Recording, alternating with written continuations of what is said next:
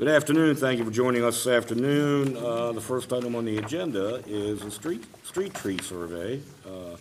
Rodney, our city engineer, and Logan Hine, the Eagle Scout, who conducted the survey. Thank you. Yes, I'd like to introduce Logan. He's a special young man. He's done a terrific project for us that we thought was worthy of you seeing and, of course, the public seeing. But they located 979 street trees for us, and it's data that's valuable to us. They got the location, the type, the condition of the street trees, and a street tree is one that's either between the curb and the sidewalk or actually in the sidewalk. And I put in the memo how we're going to use this data. It's a very good timing for us because the state of Maryland is requiring to use forest conservation funds that we receive from developers when they develop land. For us to use that money, we have to have a good mapping system of our street tree, and Logan got us well down the road to getting that done. So I'm going to turn it over to him, and he has a presentation to give you. So hello everyone, and first of all I'd like to thank you all for having me out here today. It's a real honor for me. So I'm really excited to talk to you guys about the project that I've been working on for the past couple of months.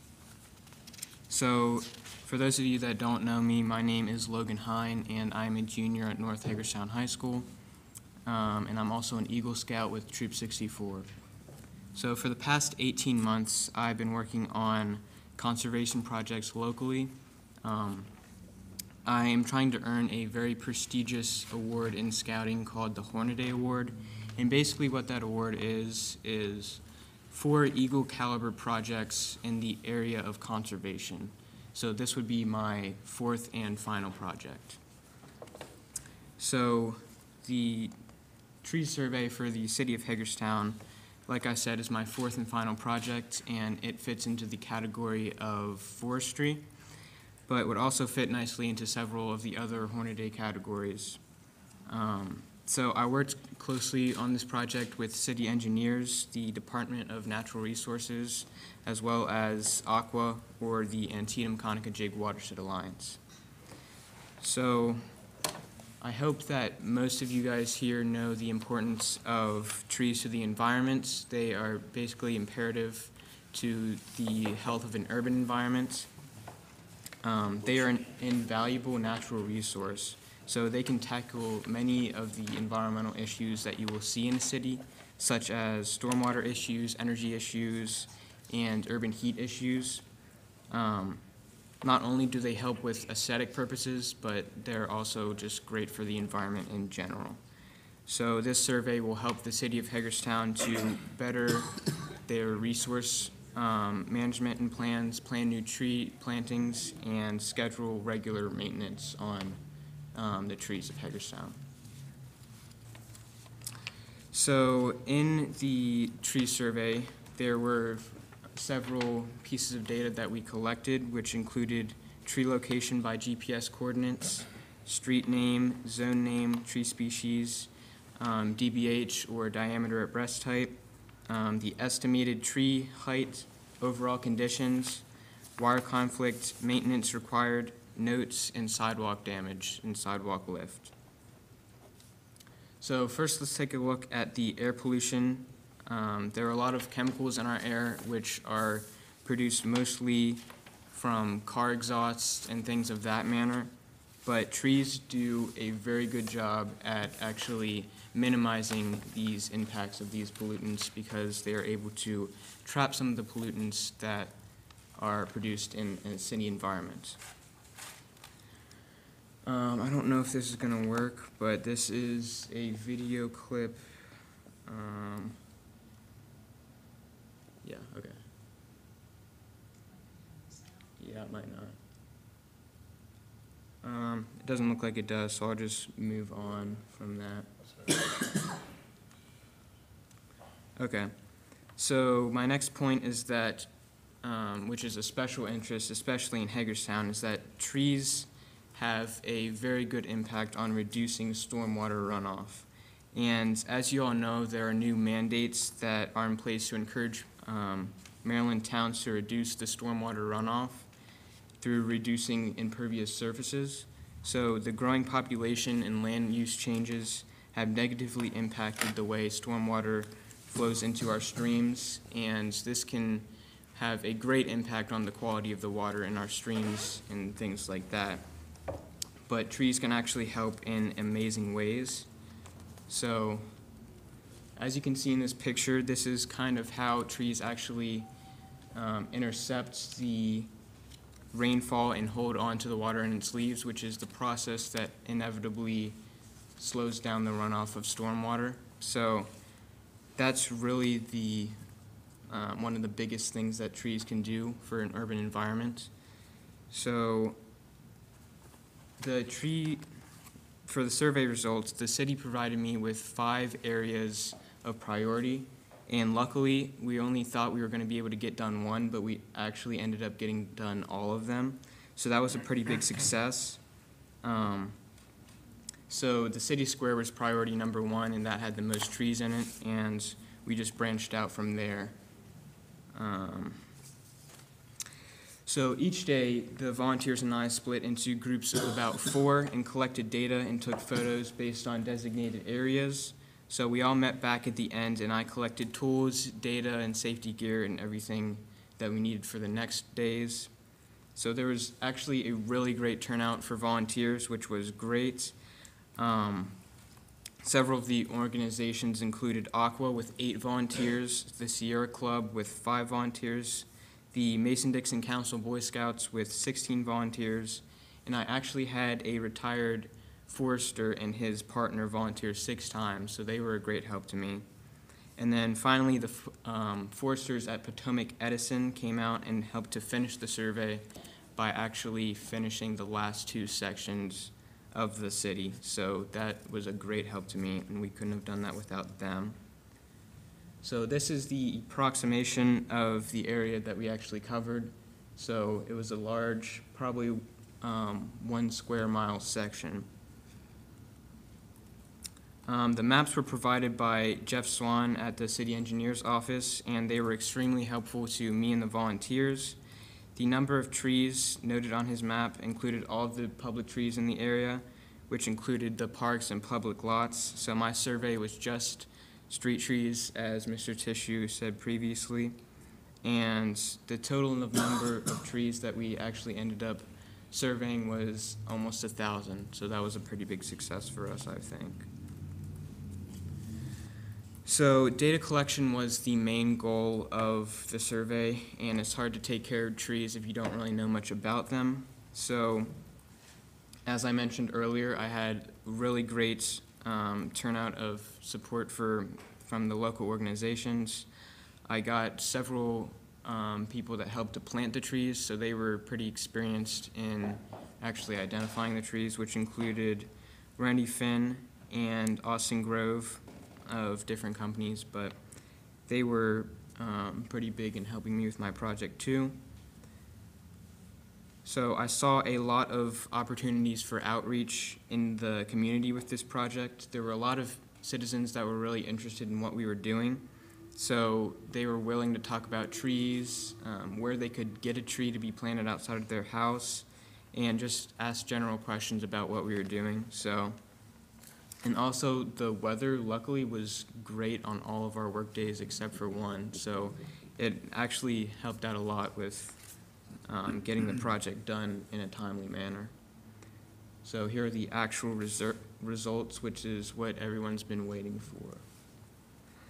So the 10-20-30 rule is kind of what I based my general data results on for this survey. It's a guide that helps management understand and track their urban forest diversity by species, genus, and family. And there's another stricter standard, which is the 5-10-15 rule. But I basically used the 10-20-30. So for species, there are 3 that are over 10% and that are well over 5%. So they are calorie pear, a species that should try to be phased out of the downtown area, Japanese tree lilac, and red maple. So using the 5-10-15 rule, there are several other trees that would not meet the requirements, but that's it for the species of trees.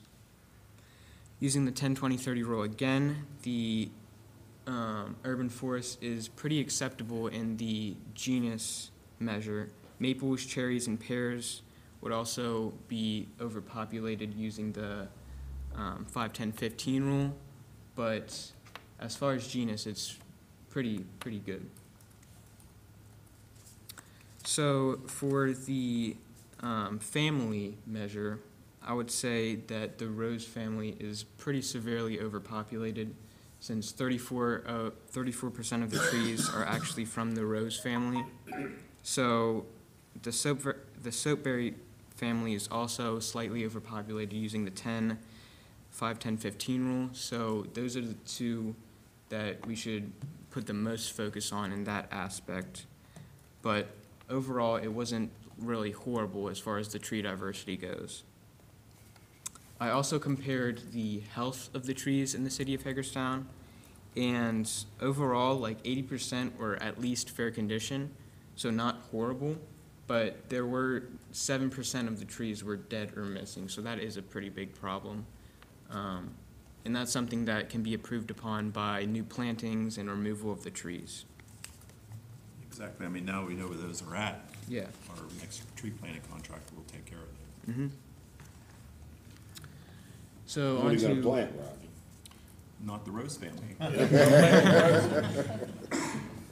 so these were the best performing trees, and some of these would be ones that you could actually take to plant, because obviously you want trees that are going to be hardier and that will last longer in this environment.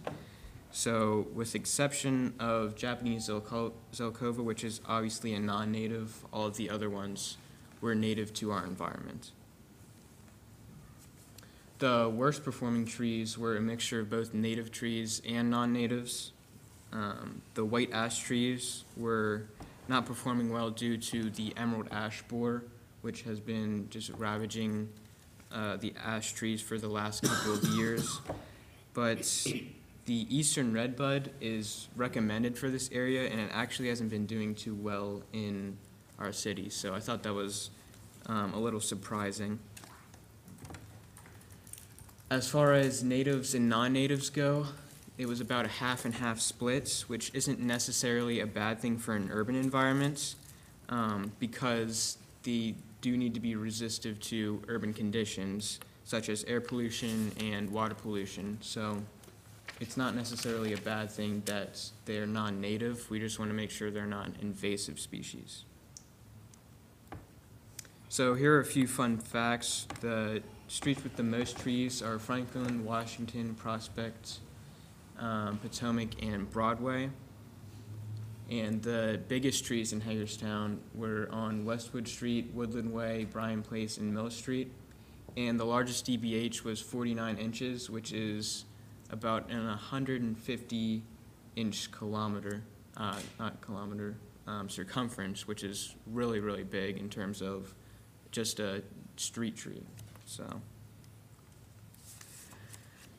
as a nice little kind of stopping point for my project, I teamed up with Aqua to help plant some of the trees in the city of Hagerstown, and it was just a couple of weeks ago that we started on that.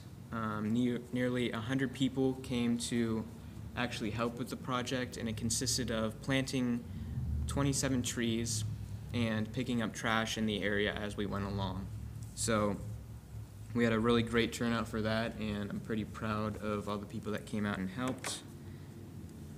If I can interject on that. Mm-hmm. Susan's here from Aqua Antietam Conococheague Watershed Association. They got a grant to purchase the trees. We helped dig the holes, but they planned them, they bought the trees, Mm-hmm. you know, all without city funds. Yep. This is the actual yard sign that was produced for the program, and it will serve as outreach and education materials for the community where the new trees were planted.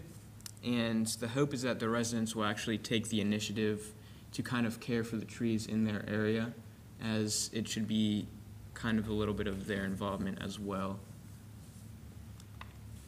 And finally, there's several people that I would like to thank for this. This project was incredibly big and daunting at the beginning, and it looks like it was going to be very hard for me to complete. and I wouldn't have done this without some of the people I'm about to mention. So first, I would like to thank Bob Schwartz and Becky Wilson and Colleen Kenny at the Maryland DNR.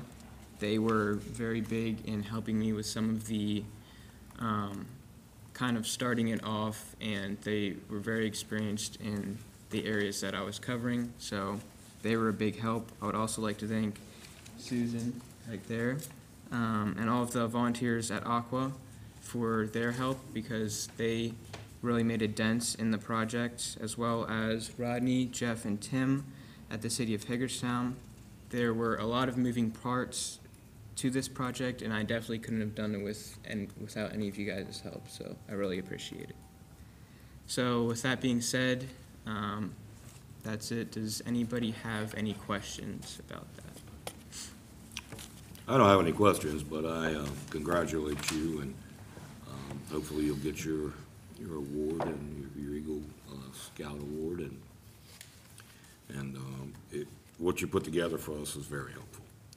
And I think that's, in the long run, what I believe whoever awards you that award should look at, is, how you could put together this survey that actually is going to benefit the city of Hagerstown and all the people in Hagerstown. So thank you very much for that. Yeah, thank you. Thank you. Yeah, tremendous leadership to put together and bring all this diverse group of people together and their organizations to make this happen. So you should be very proud of yourself from a leadership standpoint, too. Thank you. That was the part that I was most impressed with, is, just like all the people they had Yeah. working with him. That's very unusual to have that kind of volunteers, and I think it's because of his leadership. It's difficult to get a bunch of volunteers to do things, so congratulations. It's a lot of hard work. So I see a bright future for you, Logan. You're a very impressive young man. So thank you for this really impressive presentation. Thank you. A number of years ago, I was lucky enough to get a private tour of the West Wing and the White House, and one of the things that impressed me more than anything else was it is the under 35 and under 30 group that is actually running this nation, whether it's there or is aides to legislators. And when I see people like you, Logan, I understand why, and we have great faith. Everybody talks about you being proud of your stuff. I'm telling you, what you did is valuable. That's even more important. You produced a product that is going to be used forever, and it is very much appreciated that you took on this project. Thank you. Thank you very much. Thank you.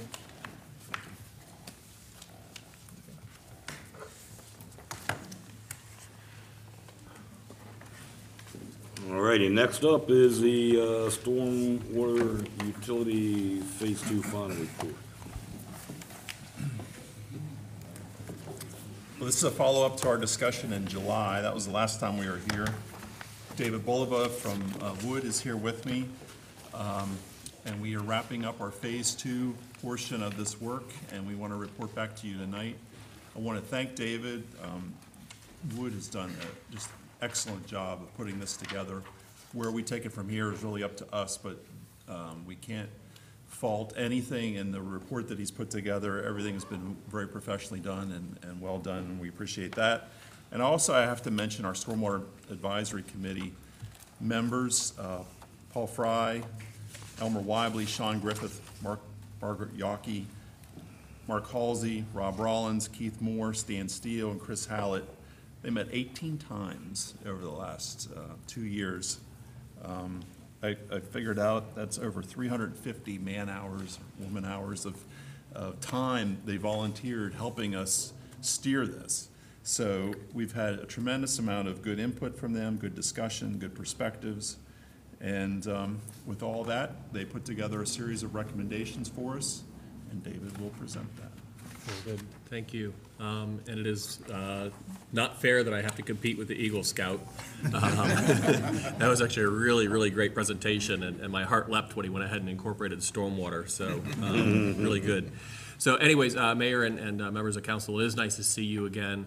And so I'm going to get into the details of phase 2 of our report. And so I'll give a little bit of a foundation from phase 1, but want to spend most of my time talking about phase 2 and the details and some of the conclusions of that process. A lot of this will look familiar because we came to you for kind of a quick check-in over the summer. And so it's a lot of information. I will try to move quickly because mostly it's an introduction to what the issue was and then what the conclusion was for that. I will wrap up my part with a presentation of the findings from the advisory committee and then turn it back over to Rodney, who will talk about what those next steps are.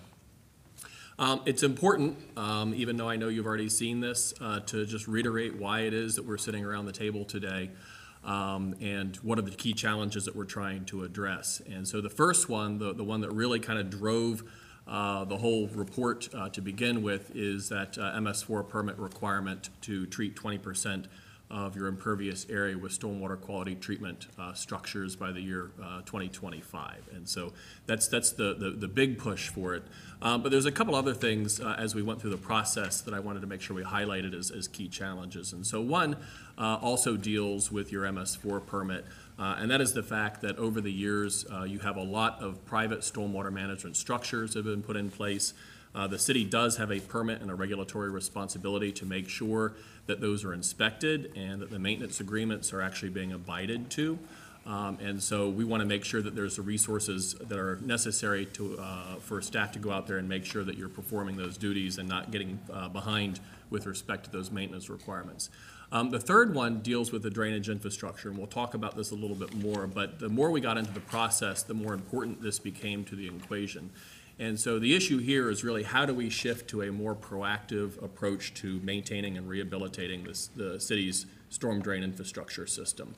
And so as you know, the system, a lot of it is 100+ years old. Most of your maintenance now is reactionary. It's basically maintenance by emergency, which can be expensive, but it also represents a cost to residents and businesses as they have to deal with the consequences. And so a lot of the conversation was how do we shift from managing by emergency to being more proactive with respect to our rehabilitation system. There are also two key opportunities that I wanted to highlight. And so the first one deals with maintenance of roadway, curb and gutter, and also sidewalks. In Hagerstown, as you know, this is something that is a private responsibility, even though most localities treat this as a public piece of infrastructure.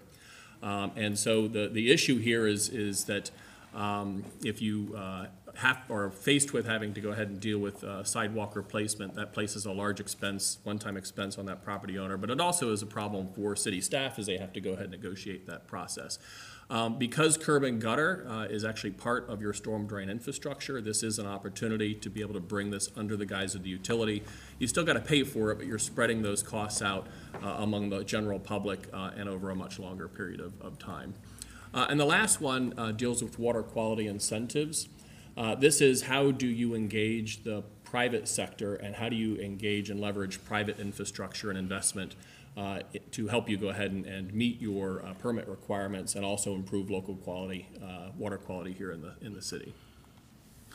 So Rodney talked about the Stormwater Advisory Committee. They met through both phase 1 and phase 2 and were actually very instrumental to the entire process.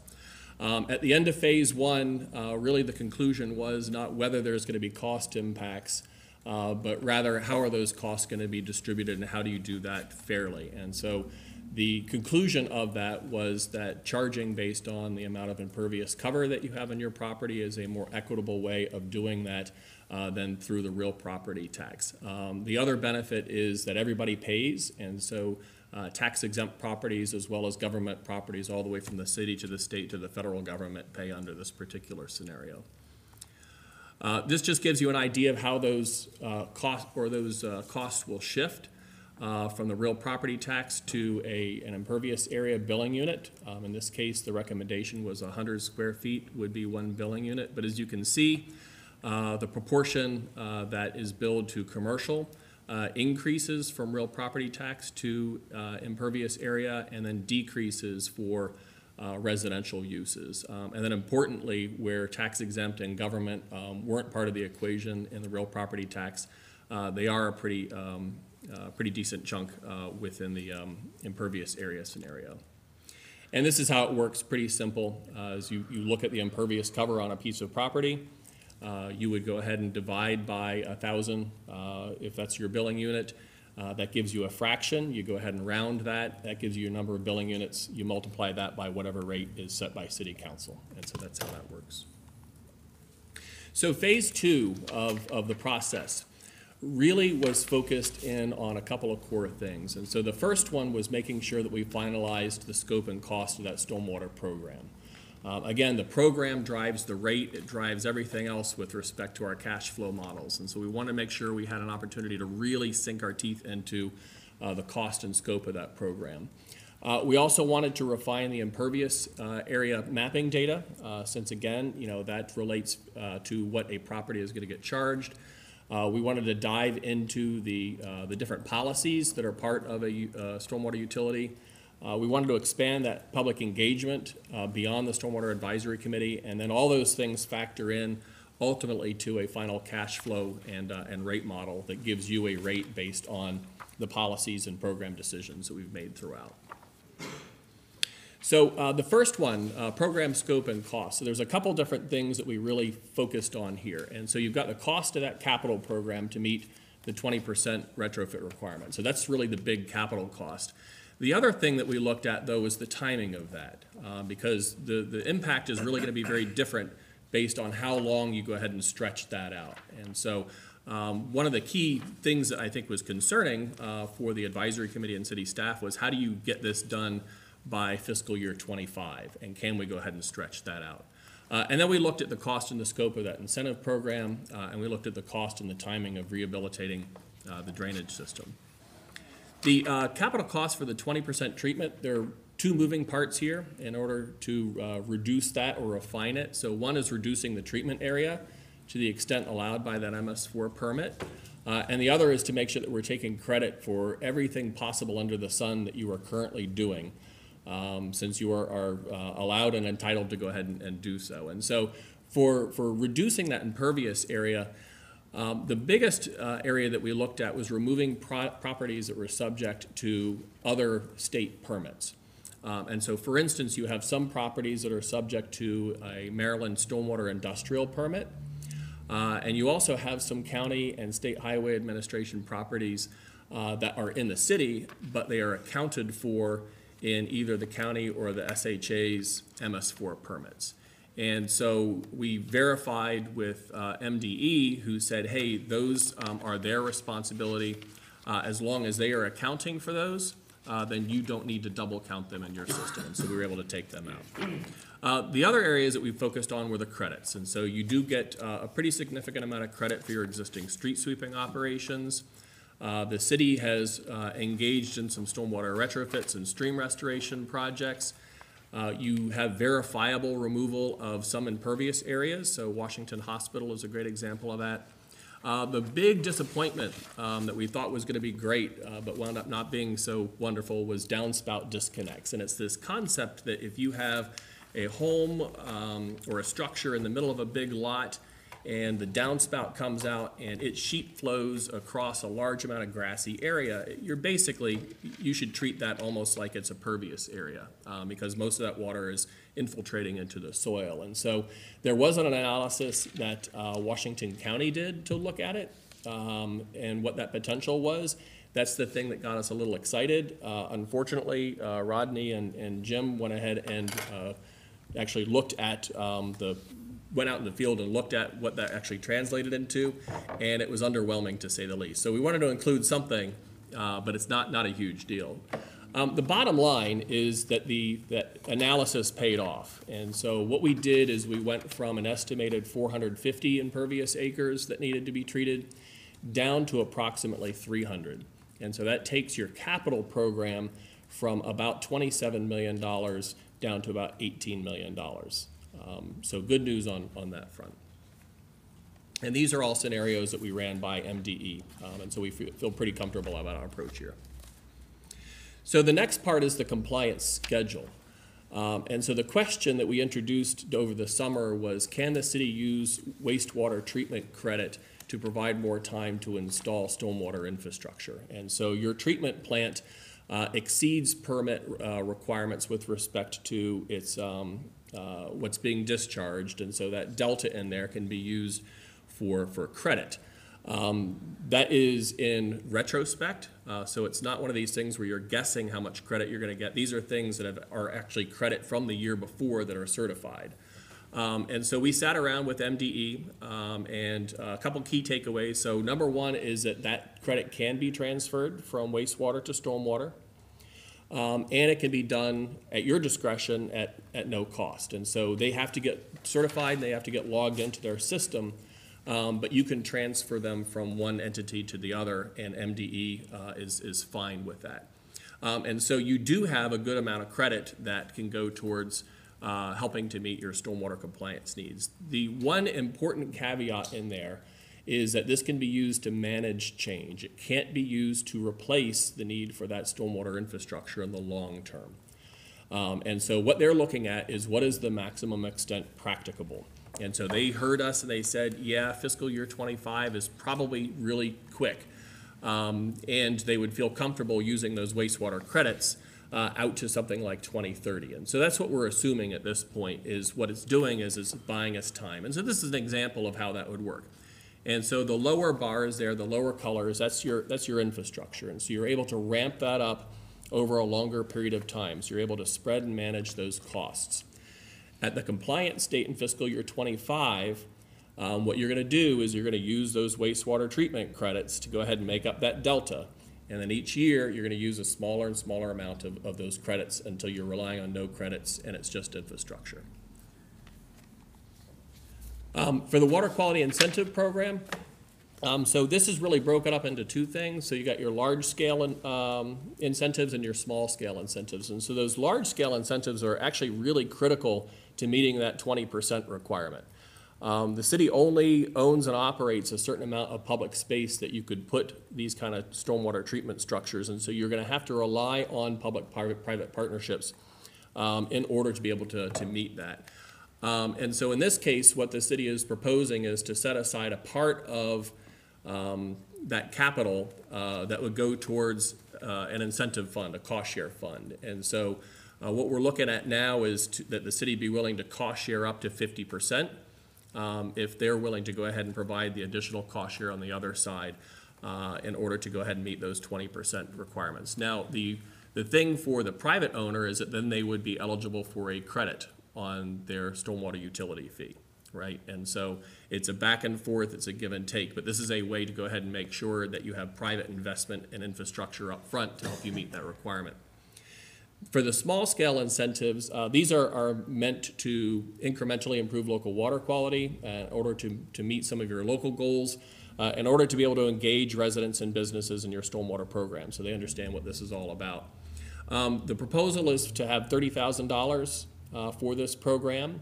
It would start off as a pilot project with the Washington County Soil Conservation District. And so they would have their first year where they would design the program, figure out what works, what the priorities are going to be, how applications would go ahead and work. So that would be $7,500. The rest of that $30,000 would actually go towards projects. And then after that first year, we can decide whether the pilot project worked and whether you want to continue that on. And then finally is the drainage system rehabilitation. And so in phase one with the draft program, we included funding to identify the condition of the city's drainage system. And so this is going into some of your older areas with closed circuit television and getting a sense of the conditions. And at the time, we thought, all right, we want to do that. And then once we know what that condition is, we can put in some money and plan for how we're going to do that rehabilitation. As we went through phase two, there was a lot more interest in making sure that once we understood what that condition was, that we could pivot relatively quickly in order to be able to make those necessary repairs and rehabilitations. And so, number one, we've heightened the expectation that those things will be done. But number two, if you wait until 3 or 4 or 5 years into the program in order to do that, you're looking at a potential bump in your rate that might be unexpected. And so in this case, what we would propose is that that money that we are saving from a reduction in the cost of the MS4 permit requirements actually goes towards funding for that rehabilitation program. And that way, we can put in $250,000 each year and build up that fund so that when we have information about the system condition, we can actually start putting those projects in. The important thing is once we have a better idea of the condition of the system, then we need to relook at that number. Is $250,000 too much? Is it too little? Is it right on the mark? But this is a way to make sure that once we have that assessment, we're going to be able to start doing those projects right away. So this gives you the total program cost, and so as you can see, you're going from a program that's about $1.5 million per year to something that is a little over $3.5 to $4 million per year. So that's kind of the scope of the program. Mostly capital. Mostly capital driven, yes. So number two, refining that impervious area map. So I'm not going to spend much time on this, notwithstanding the fact that an enormous amount of work went into this. And so again, the impervious area on a property drives what that person is going to get for a bill. And so clearly that is a really, really important thing. So we reviewed the city's impervious area mapping data, both during phase 1 and phase 2, and then city staff then took off and started with the process of revising that data and updating it. And so our latest version is October 31st. Each time we've gotten a new version, the changes are smaller and smaller and smaller, and so that's really good. But those are going to be continued to refined throughout the process, and in fact, they're going to get refined and modified as long as there is a stormwater utility fee, because it's very important to make sure that that data is accurate. So for rate structures and credit policies, really quickly, we had to decide how would we bill this. And so we have a couple options.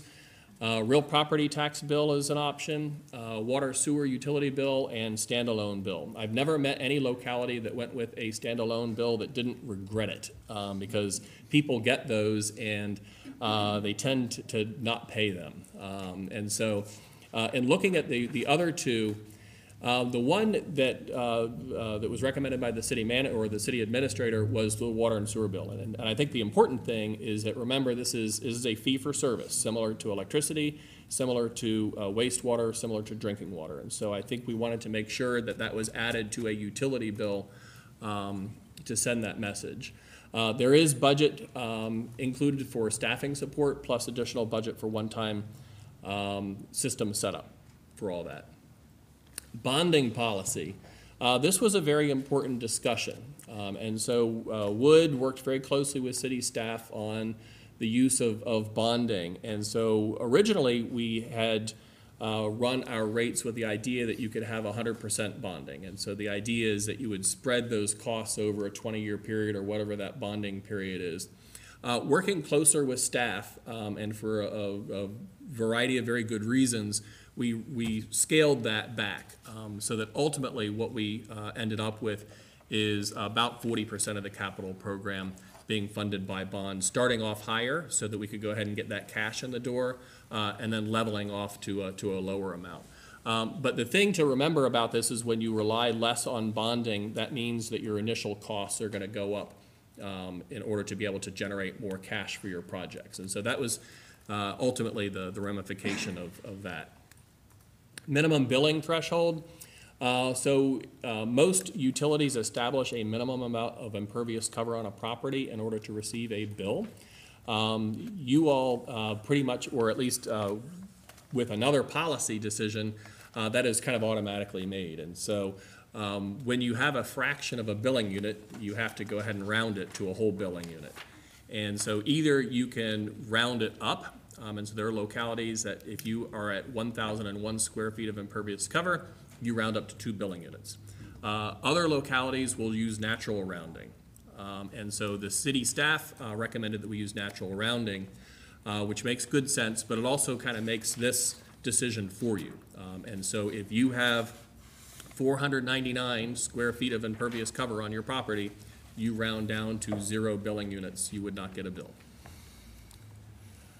Credit policy, so I'm going to go really quickly on this one because we did focus on this area in detail over the summer. And so Credits, it's a way of reducing your fee. It's a credit against the fee for something that you're doing on your property that benefits the public system.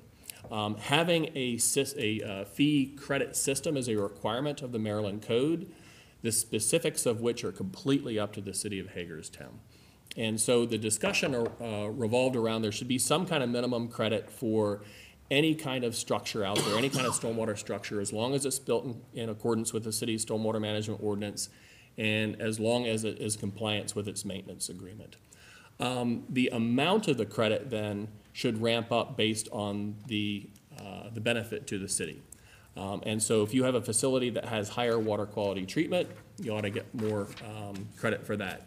If your property engages in redevelopment, and so that's a policy issue for the city in terms of encouraging redevelopment, you also are able to help meet your 20% treatment requirement through redevelopment. So you'd want to reward that from a policy standpoint by providing more credit.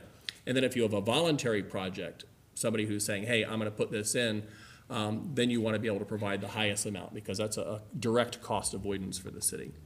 And so this just gives you an idea of what that draft credit policy looks like in matrix format. So the lower credit amounts are your older facilities that tend to only be water quantity only, and then that ramps up based on the benefit to water quality and also to the city. Now, the important thing to remember for credits is that they come at a cost. Okay, so it is an expense against the utility, and it's really important to remember that if you give one property owner a credit, it doesn't immediately change the nature of your program. It simply shifts the cost to other people. So you always have to be cognizant that the more robust that your credit policy is, you are shifting costs among different ratepayers. And so what we are assuming, or what we assumed in our credit policy, is that the county, city, the state, federal government, they all are going to be charged in the same way. However, a policy question did come up, and we wanted to make sure we ran some scenarios for you, is what about those county and SHA properties that are within the city but are part of the county or SHA's MS4 permit? So you don't have to make up for that in terms of your impervious area treatment. The recommendation from the advisory committee was that they should still be treated like any other property. And so one of the things about the utilities, you're trying to get away from differentiating properties based on what kind of type they are. And in fact, there are properties in the city, that aren't part of that 20% treatment just because they were part of a large-scale development that had treatment at the time that qualified. And so what the recommendation is that all these properties should be treated just like any other property and should receive financial credit if they actually have structural controls on that property that meet the criteria. And so basically we want to say we're going to treat them just like we do industrial properties. We're going to treat them just like any other residential business property. And if you have a structural control, you would also be eligible for some kind of stormwater credit. And so this will factor into the two scenarios that we present at the end. So if you treat all the properties the same, you can see what the impact is on the program. And so again, those are expenses for fiscal year 21, 25, and 30. If you were to provide, let's say, a 60% credit, so the highest amount of credit for those county SHA properties, you would basically more than double the cost to your program. And so I'll show you in a couple seconds what the impact on your rate would be as a result of that. I want to understand that a little more clearly. When you say that there is no automatic credit for county or SHA, what you're saying is you look at them like you would any other property, and you say, county, you have, let's say, this 7-acre parcel. Yep. And if that 7-acre parcel is being addressed in a manner consistent with what other properties are being addressed to account for the impervious area, i.e. an appropriate structure, and you can indicate that, and therefore we don't have to count it against ourselves, so to speak, you get credit. But if you aren't, then you're gonna be billed. Is that? Yeah, build it full, yeah. Right, because you're not taking that, because the reality is what the state has said is municipality, you have to account for everybody, in terms of managing the IA in your area. But county and state governments, you have a requirement to manage the properties you own. And if you fail to do so, the governing jurisdiction in which your property exists will be enforced in a management capacity that they deem appropriate for those properties that you own that you choose not to apply the protocol to. Yeah. Right? And so, Okay. right, and so kind of going all the way back to the beginning, the county SHA properties, so we were looking at your universe of impervious area.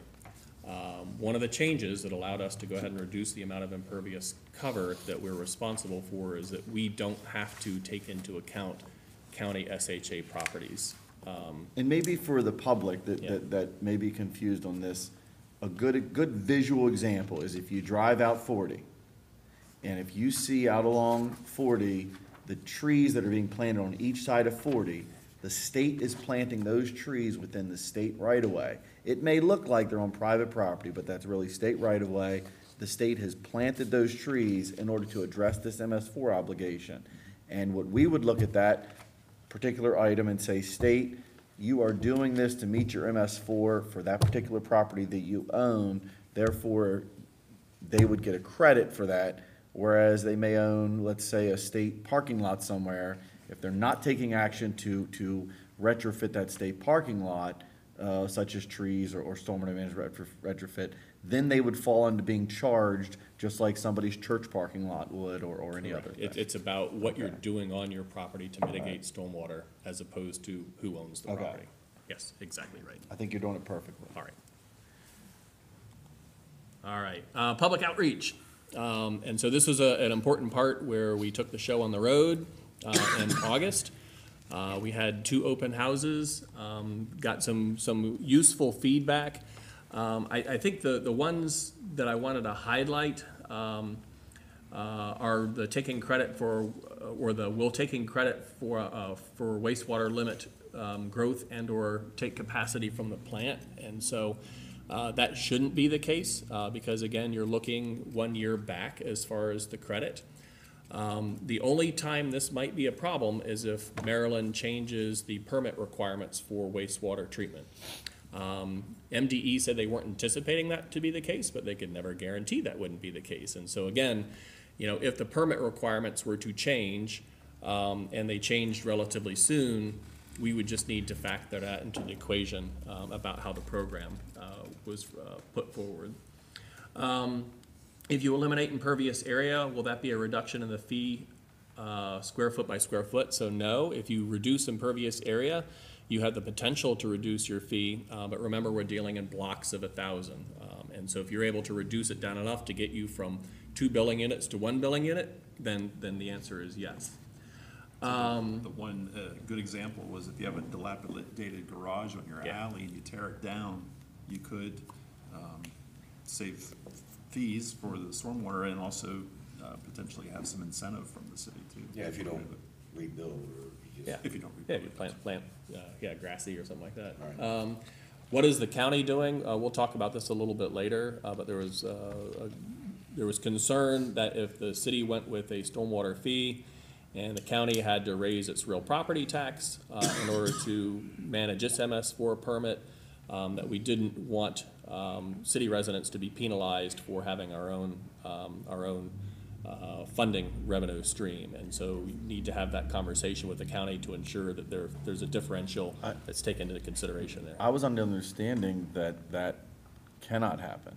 In other words, that just like an excise tax or any other form, you cannot, as a governmental jurisdiction, apply a duplicative fee or tax to an obligation such as that, especially in the jurisdiction in which you aren't the governing entity authorized and obligated to meet that expectation. Getting a sewer bill from the county. Yeah, Exactly. so the county couldn't adopt a a stormwater fee and apply it to the city. I think the concern was, so let's say the county starts to use its real property tax and that goes up, in order to go ahead and meet their obligations. How do you handle that? Differential, Yeah. which they do now already. Add to the list. And the last one, I thought this was a really good one, is once construction is complete for the current permit mandate, will the fees go down? And this is the core principle of a stormwater fee is that the program drives the rates.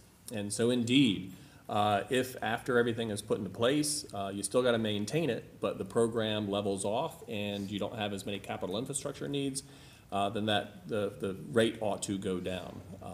Assuming that MDE or other people don't put new permit requirements on you. Right. So, drum roll, updated rate estimation. And so a couple different factors that affect what we did from all the way back during phase one. And so the capital cost is decreased, that's good news, and we've been able to stretch out the time frame for the capital implementation.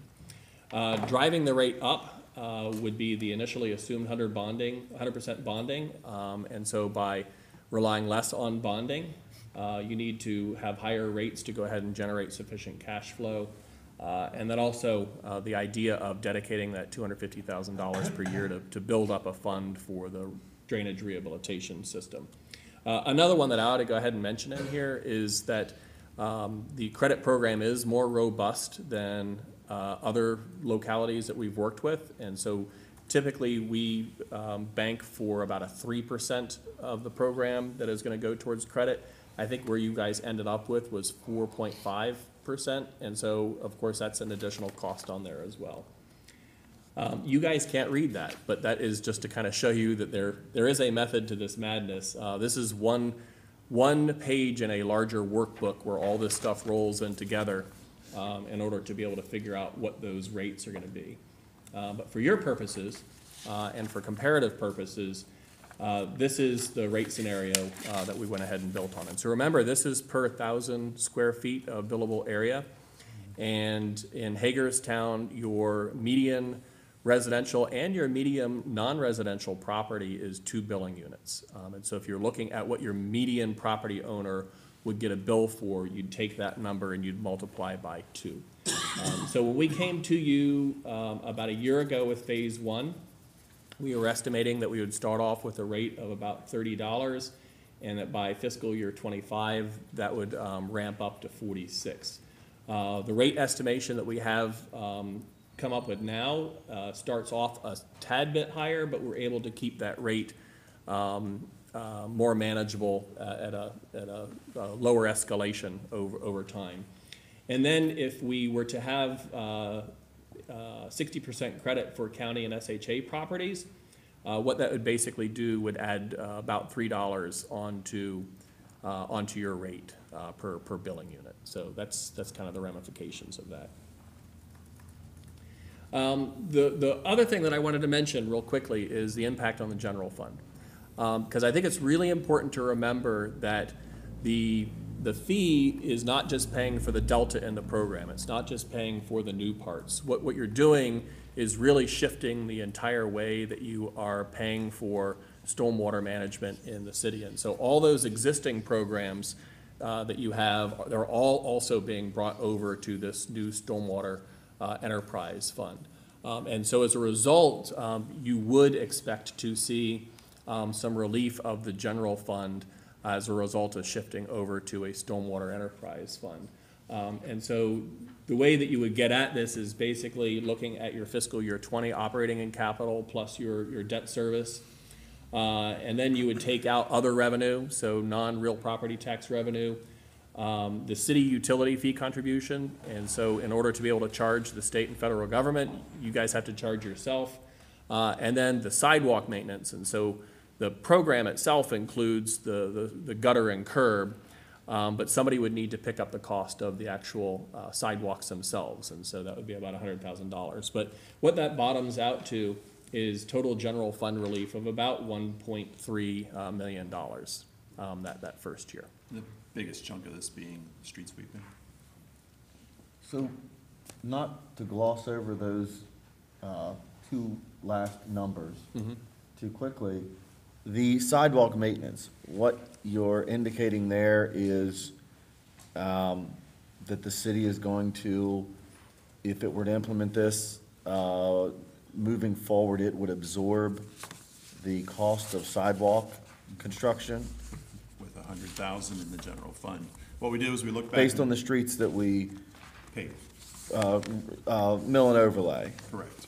annually. So we went back in the history of sending out notices to people prior to milling and overlay all those streets and added up the value of all that. It's a little less than $100,000.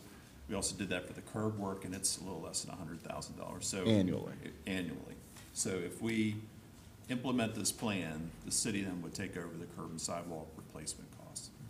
So instead of us sending notices, we would send a contractor out to fix it, and we would pay for it out of the stormwater fund and the general fund for the And we could sidewalk. actually see some reduction in that because of the amount of work that a contractor would get. Can get it one time. Yeah, that's very true. Yeah. Right now, people are, Same thing we talked about You're back buying- in 2008. So, I mean, I think I'm comfortable enough with that when you see it, you know, put forth in this manner. The second number there, I don't want folks to get the idea that we've somehow suddenly carved $1.2 million out of the general fund, you know, and everybody gets to save that. We've basically simply replaced that cost with a different revenue collection component.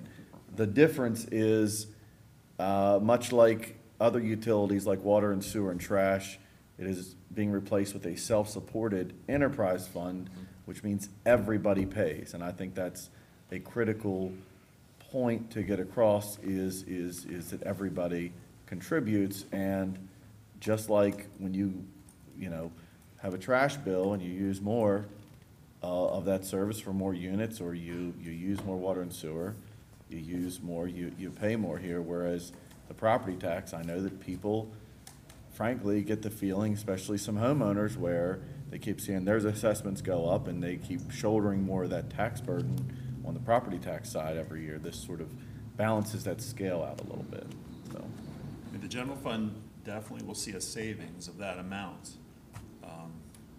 that is being shifted over to the stormwater fund that's being funded through this new fee that's being proposed. So there is that much savings to the general fund. Right, it's just being collected through a different collection mechanism that's more fairly and squarely placing it upon the user. Yeah, for stormwater.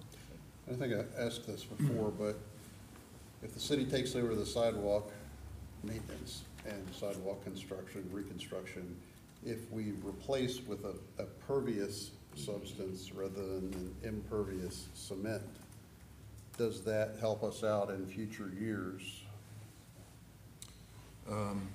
We took the roads, how did we do that? We took the roads, and everything in the public right of way out of our 20%, I believe. No, the roads in the, They're included. they're in there, yeah. Okay, so then I guess that would help, yes. Because I keep getting emails all the time about different substances now that can Right. Right. let groundwater seep through.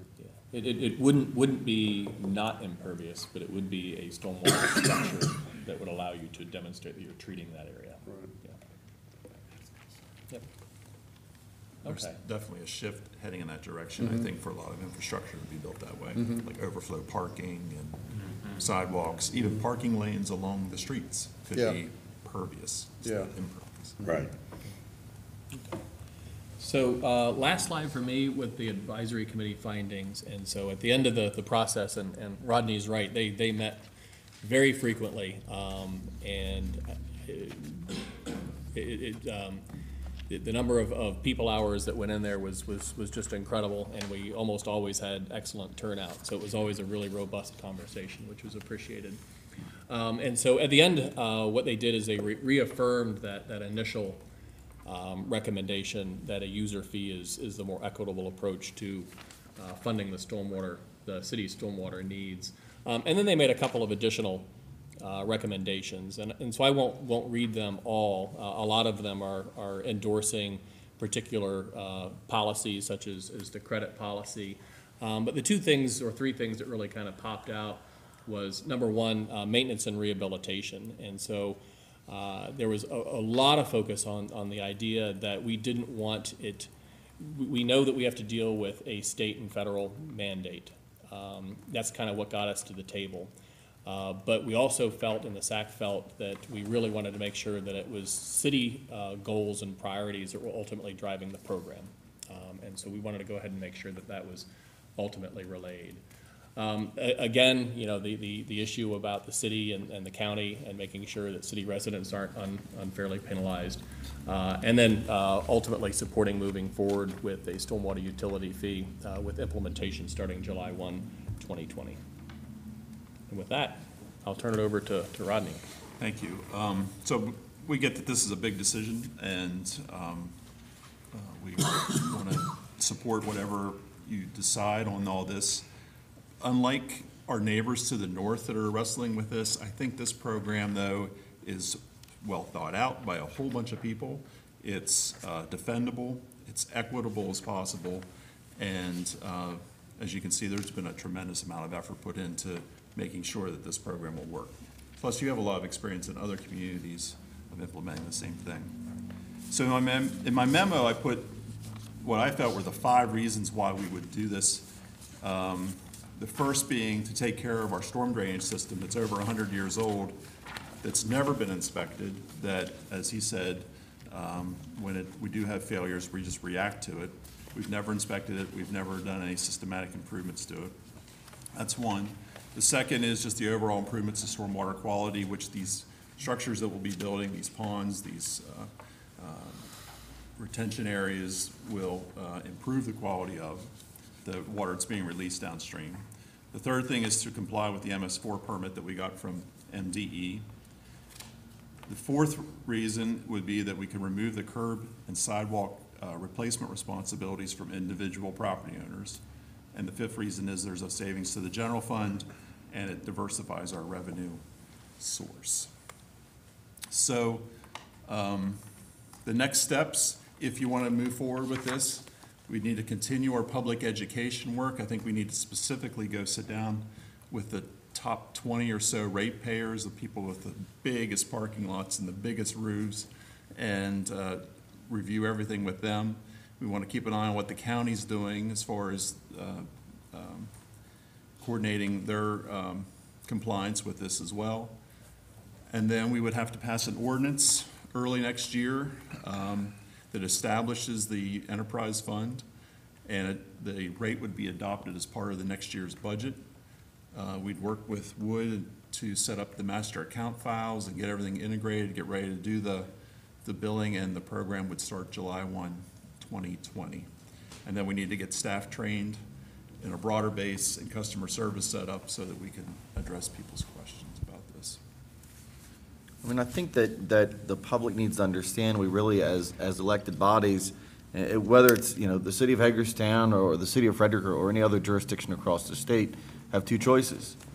We can wait till 2025, and we can start paying an annual penalty to the state of Maryland by doing nothing, to the tune of hundreds of thousands in the case of small towns and millions of dollars in the case of larger cities. Or we can implement something now, and you know, you look at cities like Frederick City, they've had their stormwater management fee for a number of years now. I mean, they're one of the first to do it. They did so voluntarily, frankly, because, you know, what, a decade ago they recognized that this stuff isn't getting any newer. It's not really a general fund item. It is a utility, and you know, we don't simply have to manage ours, but we're managing all the stuff that gets built around us that's coming in and through and to ours. That's going to have to be addressed, because it isn't like, you know, that they're going to stop building it, you know, just outside the boundary. That's just not going to happen. So, to me, it's a no-brainer. It just is. I agree. I agree also. Very nice job. Yeah. And I want to thank the committee. I know you said their participation was good, and I appreciate both the broadness that was on it and. Thank you. Thank you. Okay. So I guess we move on to putting together The ordinance agreements would come next, and also the final contract adjustment with them, just to help us do this final implementation. Okay. Thank you. Thank you all very much. Thanks.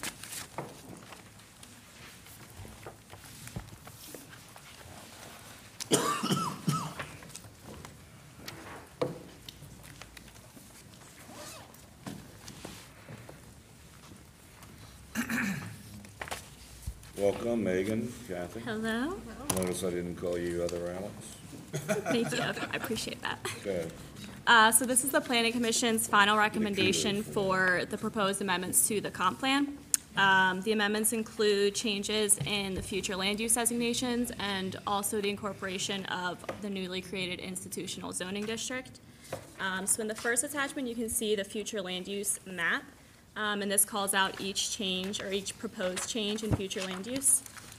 So that includes the YMCA property going from business employment to commercial general, the southern half of the Linwood property going from medium-density residential to industrial, the eastern parcel of the Dowd Farm property going from business employment to commercial general, the southern portion of the South End Shopping Center going from commercial general to industrial, the south side of the Heb Road property going from medium-density residential to high-density residential, and then Copy Quick and Old Potomac Liquor Building from mixed use to commercial general, and then lastly, the Hagerstown Water Department going from industrial to institutional. And as a result of those changes, the acreage of the future land use has changed as well, which you can see in that map. And then the next amendment is on page 221.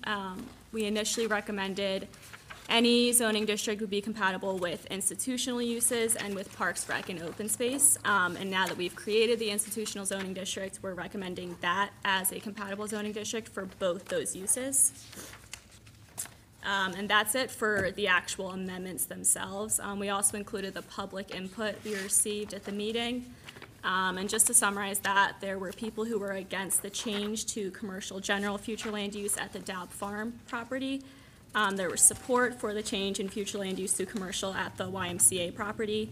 And then there was also opposition to the implementation of the institutional zoning district. And then we also included the state's comments, which mostly includes reanalyzing the residential development capacity and also the water and wastewater demand and capacity, and staff recommends that we wait on those things until we possibly amend the MRGA boundary, just to get a better picture of the actual capacity at that point. Wasn't the Dowd Farm property, What was that? wasn't the Dowd Farm property always visualized as being commercial? Yeah, and most of it is already recommended as Right. commercial. It's just that little sliver that we'd be Right. changing from business to commercial. And that's just for And there was cohesiveness of the parcel. Opposition to that. Yeah, the neighbors on Landis. Mainly, it was confusion over what the property is already zoned. They thought it was ag zoned, and it hasn't been for a very long time. It was not ag zoned when it was in the county. And then also just a very big confusion because of our titles for land uses conflicting at times with the titles for the zoning. So people thought we were talking about zoning, but we really were talking about a more broad category. So when you say commercial general, people were thinking, you mean it's gonna get CG zoning? Like, no. This is a land use category versus a zoning district. So if our comp plan had not used the word commercial, the term commercial general, we would have saved ourselves a lot of Yeah. aggravation and the public's misunderstandings if it just said commercial, because that's not a zoning category. Yeah, and the commercial future land use includes any of the commercial zoning districts. It's just a general kind of recommendation. I have a couple of questions. Sure. Because the map's a little small. So you said that there was opposition for the Hagerstown Water Department industrial to institutional? No, there was a concern expressed by Senator Quarterman about the idea of implementing the institutional zone at all for fear of rehab centers He's being not able to senator go. yet, delegate. Sorry, delegate. That's okay. Yeah, delegate, sorry. We understand. Yes. And in that, these are People are extra already upset at this slides. table about that. Come on, man, don't try to give them. So, yeah, I don't understand. I mean, that's basically us, right? I mean, that's our property. So what would that's not the opposition? No, it was to the whole concept of the institutional zone, and that, say that a school closed in the middle of a neighborhood, and so a new use was being contemplated for that property, concerned that it could become a rehab center, because the institutional zone, rehab centers is one of the uses allowed in the institutional zone. So it was a concern about that use In the future. coming into a neighborhood, yeah. But it's, you're only applying it to this specific Right. property case. Right, that was more, that would be a good comment for the was a comprehensive. general For the comprehensive comp plan rezoning, so it okay. was an early, he should be back in February got if he wants to express that concern. The second is the South End Shopping Center, commercial, general to industrial, but it just says southern portion. I'm obviously familiar with the shopping center. When you say southern portion, what are we referring to specifically? Is that where the So- training area is? Yeah, mean it's that south of the parking shopping area. center? Yeah, here, I'll find these are the slides from the Planning Commission Public Review meeting, and there's just closer up zooms of the map areas. That's that area that. So it's just this bottom part here, What page are and you it's on? just extending the surrounding industrial use to just that part, because it's already kind of used for parking for that industrial business nearby. Unbeknownst to us. Let me, Yeah, It's the parking extends below the buildings, it's that part. yes. So whatever Tuesday after, whatever that Yeah. last store is called, you're talking about that parking lot down. Yes. yeah, and the bottom. Not the existing shopping center Correct, buildings. correct. It's just that part of the parking lot. Because the industrial user behind wants to buy it and use it. Okay. Do you mean the train? Truck. The lumberyard? Oh, Yeah, okay. they have Okay. truck Preserve parking our there, I place. think. Yeah. The other item that I have is Linwood, medium-density residential to industrial. Yeah, is that without any understanding of traffic flow, condition of traffic flow? I mean, Linwood is a street that's The assumption is at its best 20 feet it wide. would connect into the business park, and so the traffic would I- be going that way, I hear that, yeah. but I also understand that the straight shot out of Linwood is on a very residential street. And granted, most of that's not in the city, but that is a narrow street that is a bit hilly and windy, and, you know, has a ton of driveways that pull right out onto that street. There's actually a blind spot about 2 blocks in. I'm just curious, I mean, that's a huge change from residential to industrial. Now, I'm not saying I'm opposed to the change, but you would think that somebody would apply a condition to that that says, at such time you get access to Basil Boulevard. Because there's Or- no or way we would only- want industrial, I mean, I'm just imagining taking like the lumberyard entity and putting them back there, and then having traffic in and out of that neighborhood. Again, then this neighborhood isn't even in the city, but I'm just imagining that type of traffic going in and out of that onto Virginia Avenue on a daily basis, on a street that, you know, is way less than compatible for industrial vehicles. Yeah, I could see any, depending on what's being proposed for there, that being considered during like a site plan process, but I could see it being perfectly reasonable to say that that business park will not connect to Linwood So then how would it get out? through the main drag of the business park. That this would be seen as an extension off that cul-de-sac. So you could just restrict it, so it's gotta go back down the cul-de-sac rather than connecting to that very teeny little road that is Linwood. So it would connect to the cul-de-sac that's off of, what is that, Sweeney? Yeah, it comes up off of Burhan's. Okay. So it would come out where those more industrial-oriented That makes more sense. properties are. Okay, I'm just pointing that out, that there's no way I would want industrial property Yeah, if it connecting was through gonna a be residential developed neighborhood. as that residential project, that was gonna require a huge amount of improvement to Linwood. Right, but that- Anyway, but yeah. that's cars and trucks that your Yeah. average, you know, person drive to and from their house every day. I'm envisioning the problems, I don't know if Lou would probably recall, when we had the truck traffic that was coming through the West End to get out onto Salem Avenue. That's what I'm envisioning is just a bad Yeah, scenario, you know, that we sort of should learn from and not recreate. And, you know, Linwood is definitely not the street to create that on. And I'm not being selfish, you know, I live 3 blocks from there, so it doesn't affect me. No, I You know, understand. I'm 3 I was blocks just down. but- making that residential comparison, because you'd have to But do a man, that's- huge widening just for it to be a normal road, never mind Yeah. introducing truck traffic. Because you're talking about them coming out right along from, what is that, the Greenberg Farm Market, right? BJ's, right beside. No, I'm BJ's. saying if they were, Oh, if they did come if down you, Linwood. if you didn't apply those restrictions, you're talking about industrial traffic coming out of that street, right across the street from the Greenberg Farm Market, Ted's Rennet Center, area, which just is not safe. Yeah, the comp plan already recommends rezoning the north half of that tract. Back when the plan was being written, the housing authority owned this parcel, and they were contemplating using the southern half for the redevelopment of Nolan Village, and they didn't need the north half. So they said, well, we suggested then, well, why don't we rezone it to industrial, let the business park expand over to that area? Which I think Then, is of great. course, the housing authority sold the property, the new owners don't plan to do housing, Right. and so we're like, well, just have the whole thing be an extension of the business park. No. But yeah, all of that would be carefully assessed by the city engineer. Okay. Anything else from you guys?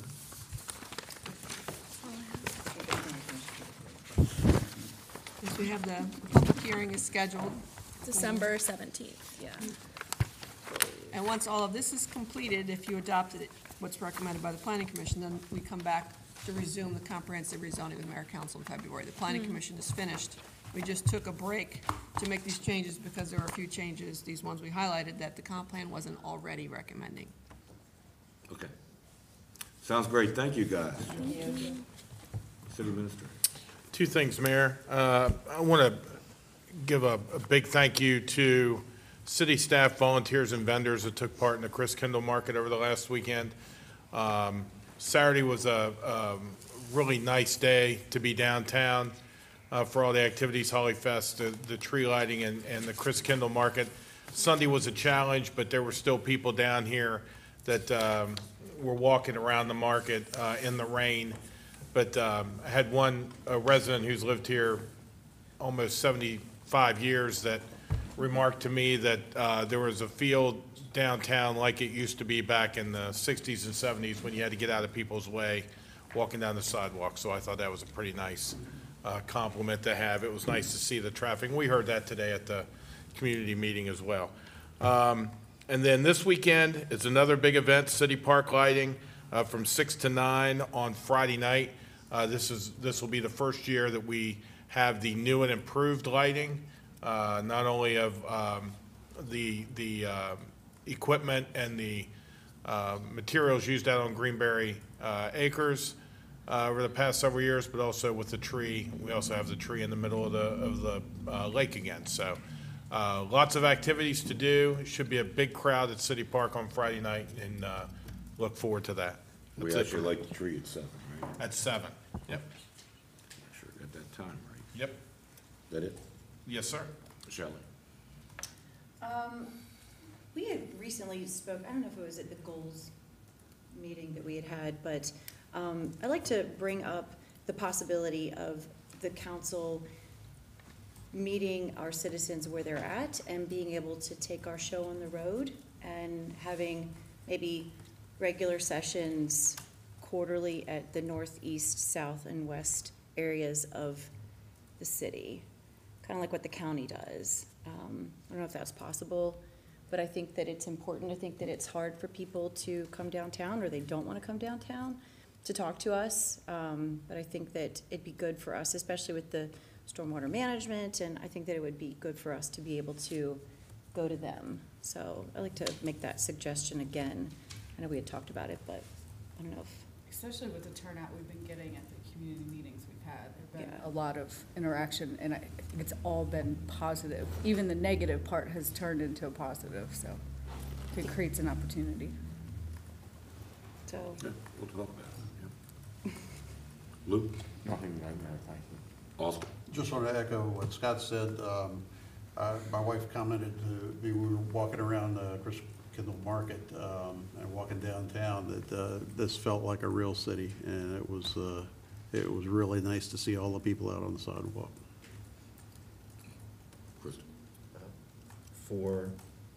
To avoid saying that the mayor may have been right, Oh,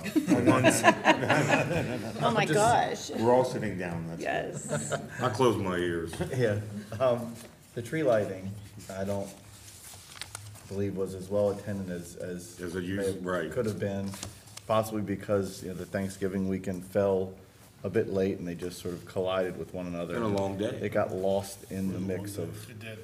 a lot of weekend activities and I'm sure exhaustion of some people, not including me, of Black Friday shopping, and things like that.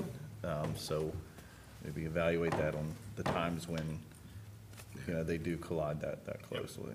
And when we used to have it the Monday before Thanksgiving, you had a lot of people who were already downtown, who stayed and ate in the restaurants and attended the tree Yeah. lighting and then Holly Fest and those kind of things.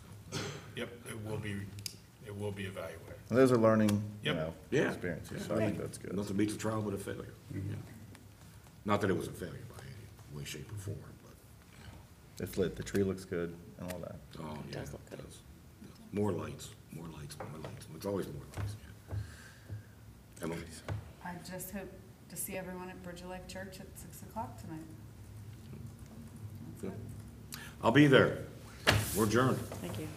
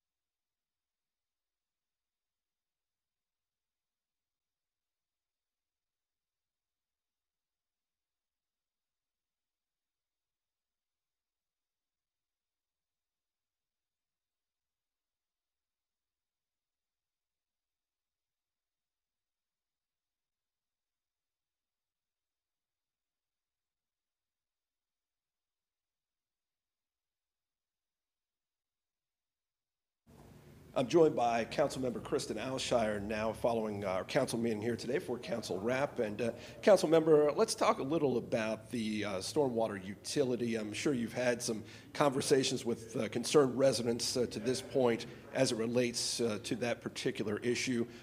What's been the prevailing question that they've been asking you?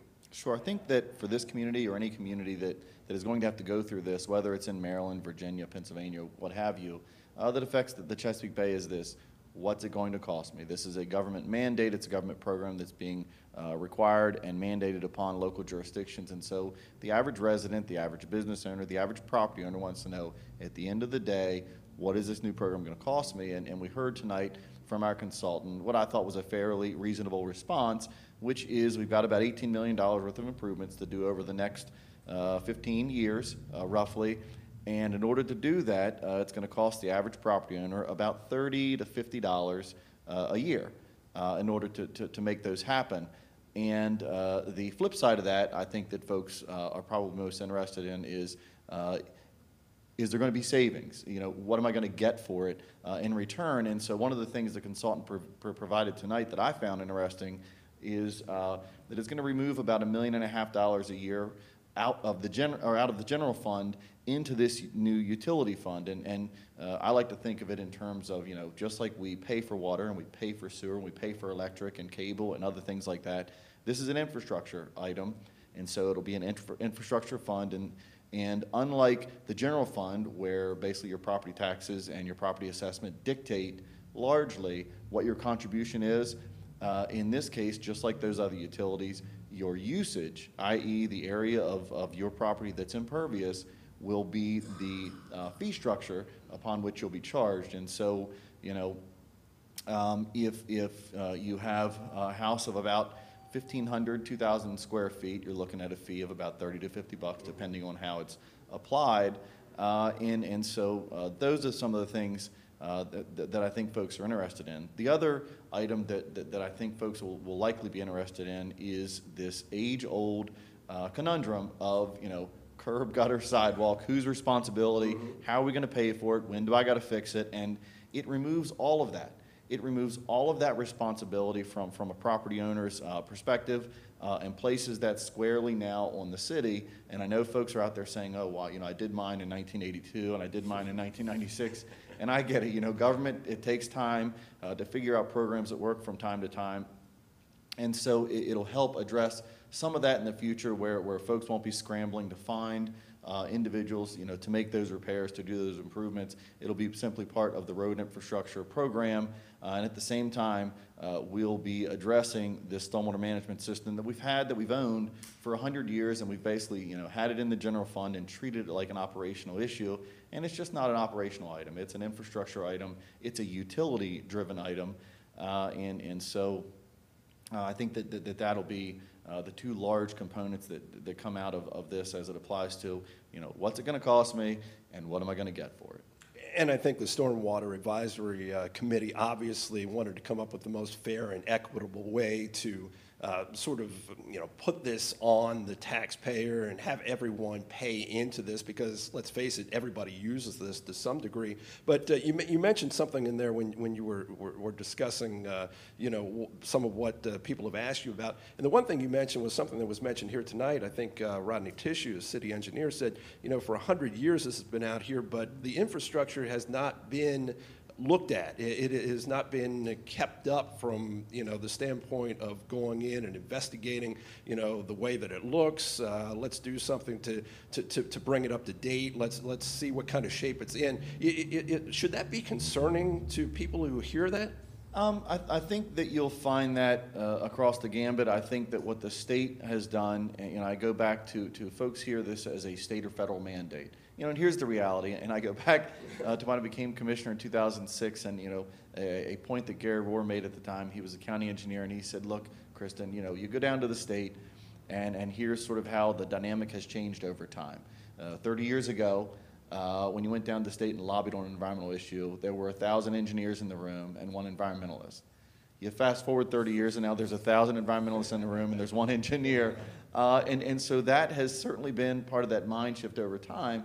And I think that shift over time has said, wait a second, we had this infrastructure in the ground, we manage water, we manage sewer, we manage electric, we're constantly trimming trees back from electric lines and, upgrading water lines and improving and lining sewer systems.